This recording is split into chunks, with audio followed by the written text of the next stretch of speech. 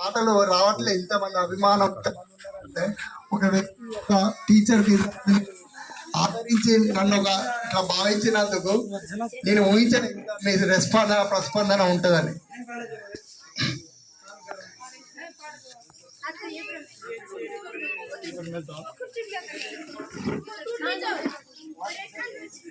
తెలంగాణ ప్రభుత్వం యొక్క ఉపాధ్యాయ బదిలీల సందర్భంగా నేను జీనా తండ నుండి తొర్రూరు మండలంలోని కపురియా తండకు బదిలీ కావడం జరిగింది. కానీ జీనా తండలనే మాలు చెప్పినట్లుగా అంటే నేను నా మానసికంగా మొత్తం ఇక్కడ జీనా తండలనే ఉంటే బాగుండనే ఆలోచన ఉంది. మొన్న తొర్రూరులో ఒకసారి మా టీచర్స్ మీటింగ్ జరిగింది. నేను అక్కడికి వెళ్ళిన తర్వాత అయితే సార్ మీరు ఏ స్కూల్ నుండి వచ్చారు అంటే సార్ నేను జీనా తండ అని చెప్పగానే అక్కడ ఉన్న సార్లు ఇట్లా అరే తొర్రూరులో జీనా తండ ఎక్కడ ఉంది సార్ అంటున్నారు. అంటే నేను జీనా తండ అనేది మర్చిపోలేకపోతాను. నేను అక్కడికి ట్రాన్స్ఫర్ అయింది మాత్రం కపూరే తండ, కానీ లేచి నిలబడి జీనా తండ అని నేను జీనా తండ విషయం వస్తుంది. అంటే నేను ఏదో కొత్త తండకు వెళ్తున్నా విషయం నాకు అసలు మనసులో రావట్లేదు. సార్ మీరు జీనా తండ అని చెప్తున్నారు సార్, నేను మర్చిపోయాను సార్, నేను మరిపేడ బంగ్లా ఇంతకుముందు చేసిన పాఠశాల పేరు చెప్తున్నా సార్, నేను ప్రస్తుతం ఇక్కడికి వచ్చింది కాపురియా తండ అని చెప్పాను. అంటే మీతో ఉన్న అనుబంధం నాకు 12 సంవత్సరాల అనుబంధం. నేను 2012 జూలై 19లో ఈ పాఠశాలకు రావడం జరిగింది. 12 సంవత్సరాలు అంటే 144 నెలలు, 4320 రోజులు. ఇది నేను జీనా తండని ఎప్పుడు ఒక పాఠశాలగా భావించలేదు. నేను ఒక కుటుంబంగా భావించి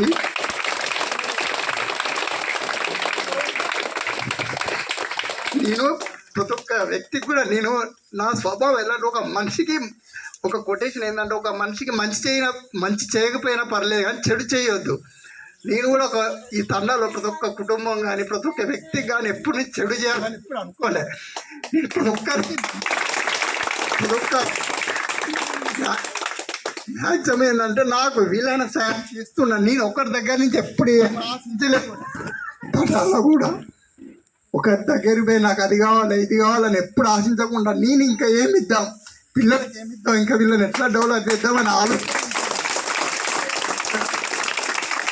ఒక ఉపాధ్యాయునికి ఎందుకు సంతోషం అంటే ఒక విద్యార్థి ఎదిగి మంచి స్థానంలో ఉన్నప్పుడు ఆ ఉపాధ్యాయునికి ఆనందం వెలకట్టలేదు. అలాగే మన తండా నుండి కూడా ఒక్కరు చదువుకొని మంచి స్థానాల్లో ఉంటున్నారు. జీనా తండాలో నేను ముఖ్యంగా గమనించింది ఏంటంటే తండాలో ముఖ్యంగా అందరు మర్యాదస్తులే, ప్రతి ఒక్కరు మంచి గౌరవం ఇచ్చి పుచ్చుకుంటారు. నన్ను కూడా ఇప్పటివరకు ఎవ్వరు ఏ ఇబ్బంది పెట్టలేదు. నేను ప్రతి ఒక్కరు మంచి మర్యాదస్తులు, మళ్ళీ ముఖ్యంగా శ్రమజీవులు, ఎవరి పని వాళ్ళు చేసుకుంటారు, సమయాన్ని వృధా చేయరు. నేను ఇప్పుడు అక్కడికి కాపురియా తండకు వెళ్ళినా కదా ఆ తండతో కంపేర్ చేస్తే మన తండ వాళ్ళు చాలా మంచి అన్ని రంగాలలో అన్ని విధాలు చాలా మంచి వాళ్ళు. ముఖ్యంగా చెప్పిన మర్యాదస్తులు ఒకటి ప్లస్ శ్రమజీవులు మంచి విద్యావంతులు ఉన్నారు. తండలో అందరు విద్యావంతులే, మంచిగా బీటెక్లు చేసిండ్రు, మంచిగా మంచి చదువులకు. అసలు ఈ తండతో నాకు నేను పోయిన కపురియా తండ పోల్చుకుంటే చాలా బ్యాక్వర్డ్ ఉంది. మన తండ వాళ్ళు చాలా ముందంజలో ఉన్నారు. కాబట్టి ఇంకా ఇట్లా ముందంజలో మంచి స్థానాల్లో ఉండాలి. ఇప్పుడు చదువుతున్న పిల్లలు కూడా చాలా మంచిగా షార్ప్గా చదువుతున్నారు. పేరెంట్స్ కూడా మంచిగా పట్టించుకొని పిల్లలు ఇంకా చదివించాలి అని ఆలోచనతో ఉన్నారు. ఇంకేంటంటే మన వాళ్ళు ఎవరి పని వాళ్ళు చేసుకుంటూ గొడవలకు పోకుండా మంచిగా ఉంటున్నారు మన తండ వాళ్ళు కూడా. అది చాలా నాకు బాగా నచ్చింది. ముఖ్యంగా మన స్కూల్ పరంగా ఆలోచిస్తే స్కూల్ కూడా మంచిగా ఉన్నారు. మనకు స్టార్టింగ్లో నేను 2012లో వచ్చినప్పుడు 40 మంది పిల్లలు ఉండేవాళ్ళు. ఎందుకంటే ప్రతి సంవత్సరం 5వ తరగతి పిల్లలు బ్యాచ్ వెళ్తుంటే మనకి పిల్లలు తగ్గుతూ వస్తున్నారు. మన ప్రభుత్వ బడులు అనేది కాపాడుకోవాలి. ఇప్పుడు నేను ఒకటి గర్వించదగ్గ విషయం ఏంటంటే నేను జాయిన్ అయిన కాంచి 5వ తరగతి లోపు ఉన్న పిల్లలు ఇప్పుడు ప్రైవేట్ స్కూల్ పోలే. అది నాకు చాలా గ్రేట్ అనిపిస్తుంది. నేను ఉన్నాక 5వ స్కూల్ పంపించలే. 5వ తరగతి మనకున్న తరగతి 5వ తరగతి వరకే. 5వ తరగతి లోపు ఉన్న పిల్లలు ఎవ్వరు ప్రైవేట్ స్కూల్ పోలే.